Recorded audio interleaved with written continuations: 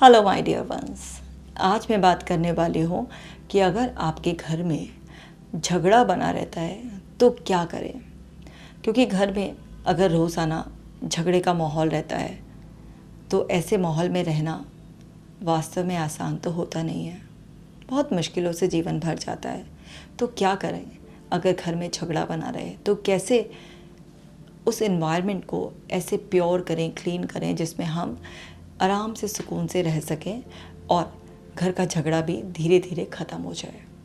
तो इसी के बारे में मैं आपसे डिटेल में बात करने वाली हूँ।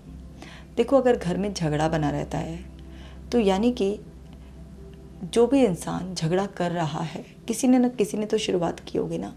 तो जिस भी इंसान ने झगड़े की शुरुआत की है, हाँ, बाद में उसमें और लोग भी इन्वॉल्व हो जाते हैं, क्योंकि झगड़ा अकेला नहीं कर सकता कोई इंसान।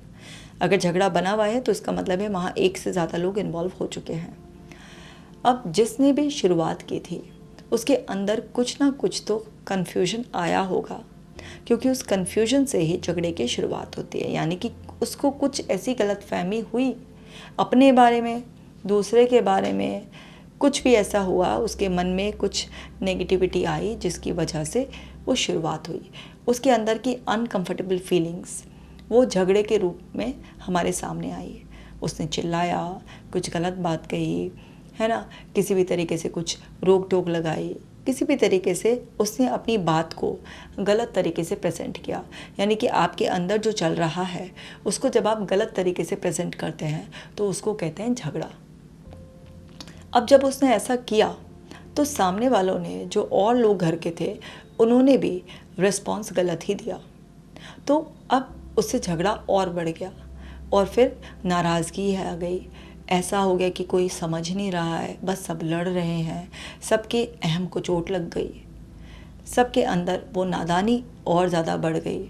सब अपने अपने तरीके से सोचने लग गए, एक दूसरे से झगड़ा कर रहे हैं, एक दूसरे को ब्लेम कर रहे हैं, पर एक दूसरे को समझ नहीं रहे हैं। इसलिए झगड़ा लगातार बना हुआ है। झगड़े का अंत करने के लिए सबसे पहले आपको समझना पड़ेगा कि जो व्यक्ति झगड़ा करता है अधिकतर, उसके पीछे का असली कारण क्या है ऐसा उसके अंदर। कौन से ऐसे एहसास बैठ गए हैं, कौन से ऐसे विचार बैठ गए हैं जो उसका मन उसे गलत सलाह दे रहा है, जो उसका शरीर उसे गलत एहसास दे रहा है। आखिरकार उसकी जड़ क्या है, उसका कारण क्या है। तो लड़ने की बजाय अगर हम बहुत शांति से उस पर्सन से बात करेंगे, इसकी वजह से अक्सर झगड़ा हो जाता है। अपनी नाराज़गी को एक तरफ रखकर, समझदारी को आगे रखकर जब हम एक बार बात करेंगे, समझने की कोशिश करेंगे कि आखिर क्या चल रहा है उसके मन में, क्या वो अपने बिलीफ बनाकर बैठ गया है, क्या उसे महसूस होता रहता है, किस बात की निराशा उसके अंदर चल रही है, किस बात से वो प्रताड़ित चल रहा है, कुछ शारीरिक कष्ट है, मानसिक कष्ट है, भावनात्मक कष्ट है, क्या ऐसा उसके जीवन में बदलाव आया। तो जब आप किसी इंसान को मौका देते हो कि वो खुद को बता सके उसके अंदर क्या चल रहा है, तो वो झगड़ा कर नहीं बताएगा, वो शांति से बताएगा। अब कोई इंसान इतना ज़्यादा विचलित हो चुका है कि वो शांति से नहीं बता पा रहा, तो वो झगड़ा कर भी बताएगा। तो वो झगड़ा कर जब बताता है, आम रोज़ाना में जो झगड़ा करता है, जो बोलता है इंसान गुस्से में, चीख कर, चिल्ला कर या रिपीट करता है, वो सब वो होता है जो उसके अंदर भरा हुआ होता है। जैसे फॉर एग्ज़ाम्पल, कोई इंसान है घर में, अगर मान लीजिए कोई लेडी ऐसे रो रो कर बोल रही है, मेरी तो कोई कदर ही नहीं है इस घर में, मुझे तो कोई समझता ही नहीं है, मैं तो बिल्कुल नौकरानी हूँ। अब वो क्या कह रही है कि मेरे पास फ्रीडम नहीं है, क्योंकि नौकर के पास फ्रीडम नहीं होती ना। मेरे ऊपर वर्कलोड बहुत ज़्यादा है, फिर भी मुझे वो जो एप्रिसिएशन मिलना चाहिए वो नहीं मिल रहा है। वो इस तरीके से आपको ये मैसेज दे रही है। तो वो रो रही है, आपसे झगड़ा कर रही है कि मेरी कदर नहीं करता है, मेरे को नौकरा नहीं बना दिया। लेकिन ये वो बात नहीं है, जो असली बात ये है जो मैंने आपको बताई। तो उसे आपका एप्रिसिएशन चाहिए, एक्नॉलेजमेंट चाहिए, उसको फ्रीडम चाहिए। वो ओवरवेल्म फील कर रही है, उसको सपोर्ट चाहिए। तो वो सब बताता है इंसान झगड़े में भी। लेकिन अगर आप उस झगड़े में नहीं समझ पाते उस चीज़ को, तो शांति से बैठकर पूछिए। शांति से नहीं बताएगा इंसान, तो आप उस झगड़े की लैंग्वेज को ही समझना शुरू कर दीजिए। तो जब उस झगड़े में आप बताएंगे, जैसे कोई आदमी घर में बता रहा है मेरी तो कोई चलती ही नहीं है इस घर में, मैं तो बस एक पैसे की मशीन बन के रह गया हूँ इस घर में, लाओ कमाओ सबको भरो, भैया कुछ कहो मत किसी से, कहोगे तो मुंह फूल जाएगा। कोई इंसान इस बात पे ऐसे कह के झगड़ा कर रहा है तो वो क्या फील कर रहा है अंदर कि वो सबके लिए इतनी रिस्पॉन्सिबिलिटी निभा रहा है, लेकिन कोई भी उसके प्रति जो रिस्पॉन्सिबिलिटी है या ग्रैटिट्यूड की फीलिंग है, वो जो रिस्पेक्ट वो डिज़र्व करता है, वो सब नहीं मिल रही है। और उसके ऊपर और प्रेशर क्रिएट किया जा रहा है कि और लाओ और लाओ और लाओ। इसीलिए वो बोल रहा है कि मैं तो बस पैसा कमाने की एक मशीन हूँ, कोई मेरी वैल्यू नहीं है इस घर में, मैं तो बस एक एटीएम बन के रह गया हूँ या ज़रूरतें पूरी करने का सोर्स बन के रह गया हूँ। तो वो बता रहा है इंसान कि वो किस चीज़ से डिप्राइव्ड फील कर रहा है, उसकी लाइफ में उसे क्या कमी महसूस हो रही है। तो उसे वो इम्पोर्टेंस जो चाहिए वो शायद फील नहीं हो रही है, जो उसे एक्नॉलेजमेंट चाहिए, अप्रिसिएशन चाहिए, वो फील नहीं हो रहा है। उसको चाहिए कि कोई मेरी रिस्पॉन्सिबिलिटी को थोड़ा शेयर करे, चाहे वो और कमा कर शेयर करे या फिर कुछ खर्चे कम कर कर कुछ मेरे को रिलीफ दे। वो ओवरवेलम फील कर रहा है तो वो बता रहा है इंसान। तो अगर कोई भी इंसान झगड़ा कर रहा है, सपोज़ कीजिए कोई बच्चा है आपसे झगड़ा कर रहा है ना इस बात पे कि आपने किया ही क्या है, आप कब अवेलेबल थे, आप तो अपनी इस दुनिया में मस्त रहते हो, आपको तो जब देखो अपने फ़ोन पे लगे रहते हो। तो वो क्या कह रहा है झगड़ा कर कर? वो ये बोल रहा है कि मेरे लिए इमोशनली अवेलेबल हो, आई नीड योर टाइम, मुझे समय चाहिए आपका। तो वो बता रहा है।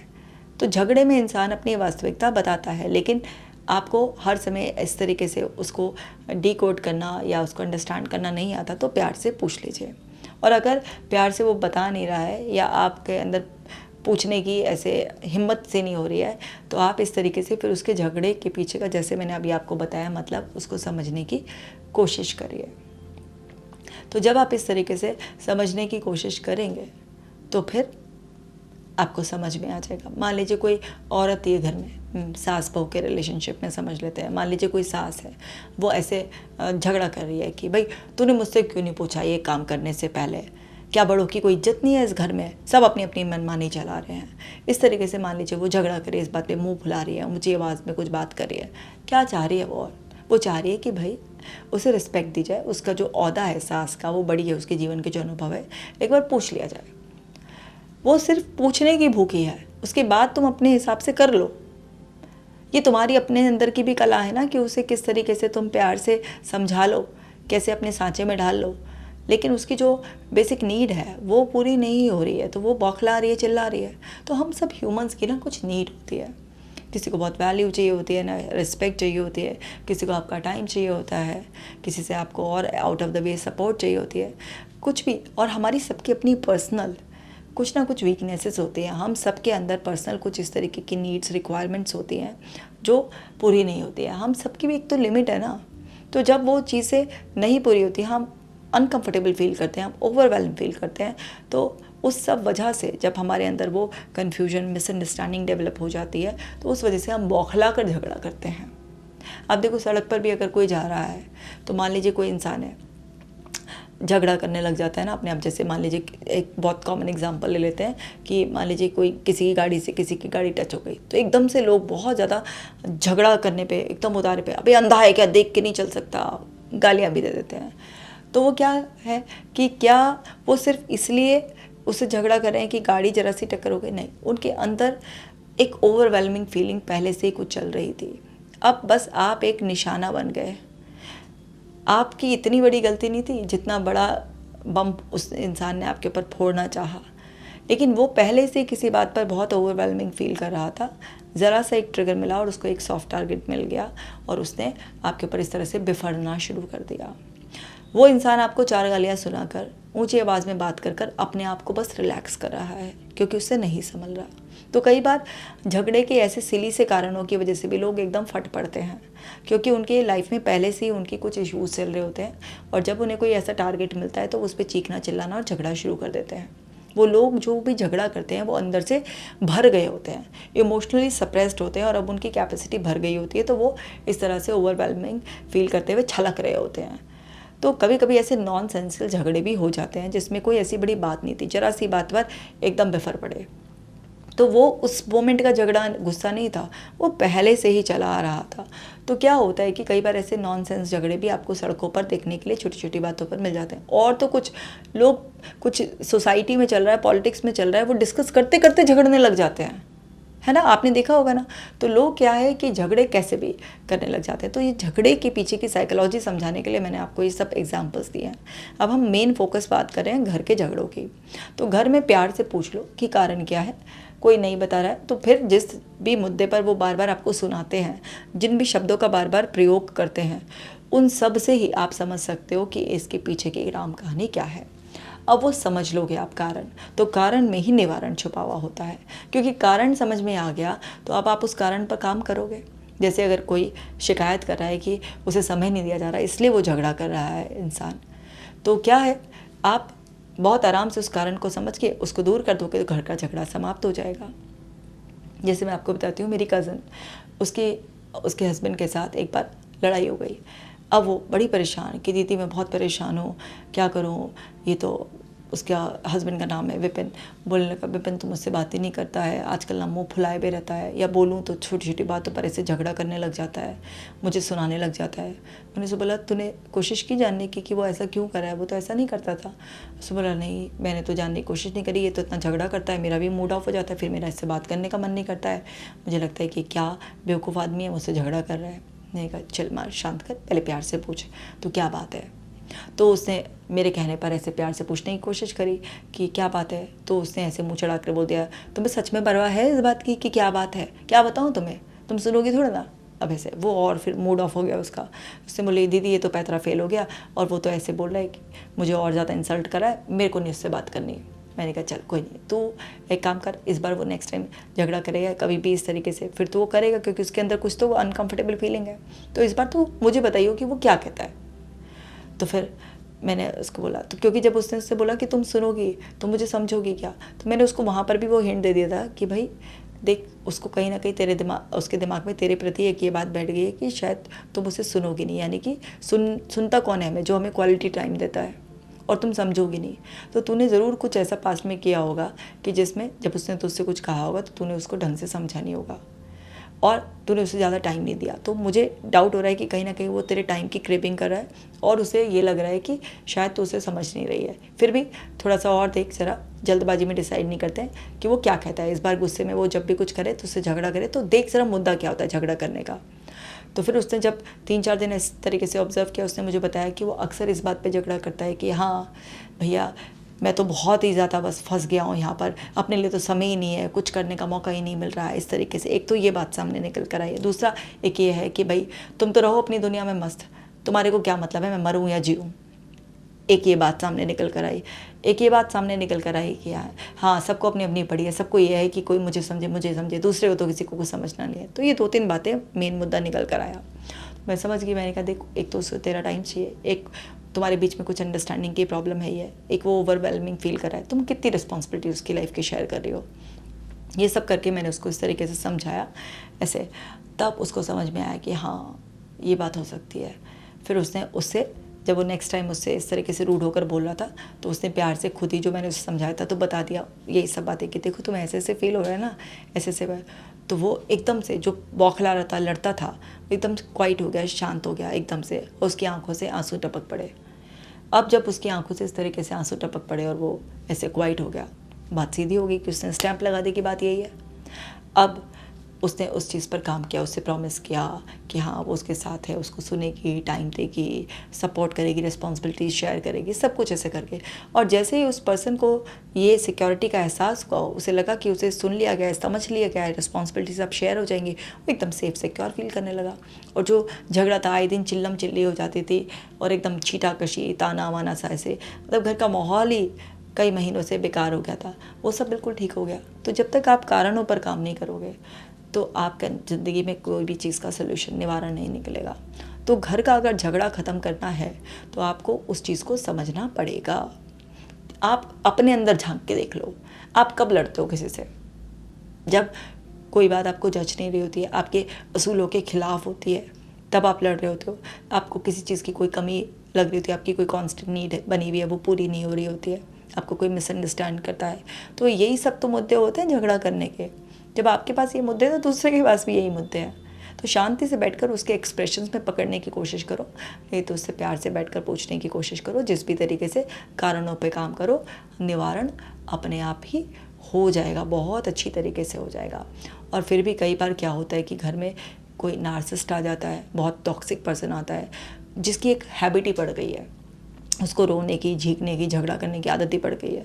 अब आप शांति से पूछ रहे हो तो नहीं बता रहा, आप उसके बिहेवियर में इस तरीके से समझ रहे हो, पकड़ रहे हो कोई भी बात, वो तभी भी नहीं बता रहा है इस तरीके से। तो क्या होता है ऐसे में, वो पर्सन जब बता नहीं रहा होता है, उस आप जो समझ गए हो, पकड़ पा रहे हो, लेकिन उससे कुछ कह रहे हो, वो तभी भी उस बात को मतलब ऐसे स्टैम्प नहीं लगा रहा कि हाँ यही बात है, उसे रिजॉल्व नहीं करना चाह रहा है, बस उसकी एक हैबिट पड़ गई है। तो समझो उसके डीप डाउन चाइल्डहुड में बहुत बड़ा कोई ट्रॉमा या बहुत सारा ऐसे निगलेक्ट पड़ा हुआ है, कुछ ना कुछ उसकी लाइफ के ऐसे बैड एक्सपीरियंस है कि उसका अंदर का इनर चाइल्ड बहुत इनसिक्योर है, और वो इसलिए वो नार्सिसिस्टिक ट्रेट्स बार बार उसके अंदर दिखाए जा रहे हैं, टॉक्सिक ऐसे हो गया है।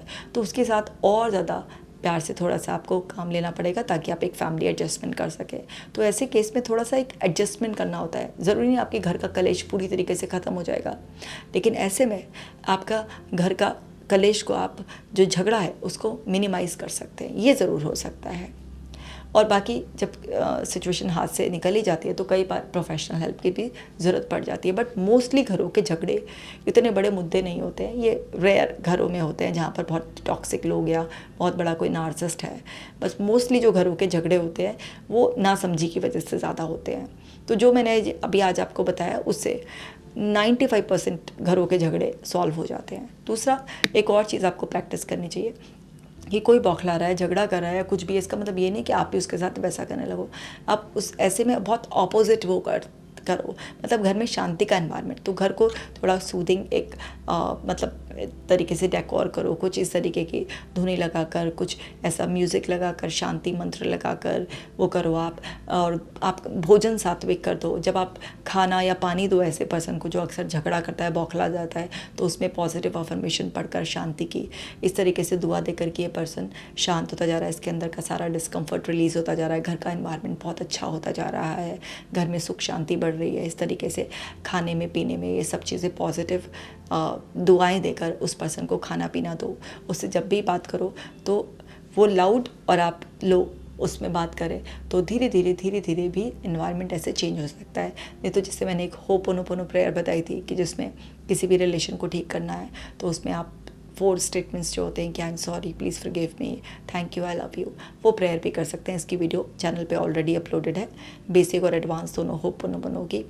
सो ये भी आप कर सकते हो। तो जितना आप ऐसा सात्विक माहौल रखोगे भोजन के रूप में, वातावरण के रूप में, प्रार्थनाओं के रूप में, तो उससे भी घर का जो कलेश झगड़ा है वो शांत हो जाता है।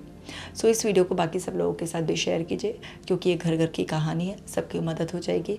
और आप अपना खास ख्याल रखना। केजी टॉक्स को सब्सक्राइब कर लीजिए, कमेंट कर कर अपना प्यार मुझे ज़रूर देना, लाइक शेयर करना भी याद रखना है। और अगर आप साइकोलॉजी का और कंटेंट देखना चाहते हैं तो मेरा दूसरा channel doctor Kashika Jain psychologist, उसको आप सब्सक्राइब कर लीजिए। अपना खास ख्याल रखना, हंसते मुस्कुराते मुझे नेक्स्ट वीडियो में मिलना।